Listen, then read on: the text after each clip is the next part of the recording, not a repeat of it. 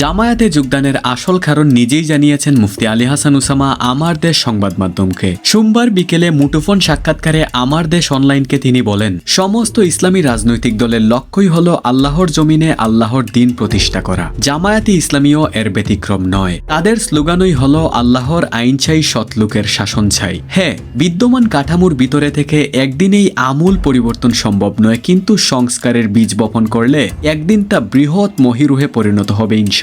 Ali Hasan Osama আরো বলেন, অন্যান্য ইসলামী দলের সঙ্গে জামায়াতে ইসলামীর পার্থক্য হল কূপের সঙ্গে সমুদ্রের পার্থক্যের মতো। এখানে সব শ্রেণী পেশার লোক আছে, নেই ব্যক্তিতন্ত্র, পরিবারতন্ত্র বা অভিজাততন্ত্র।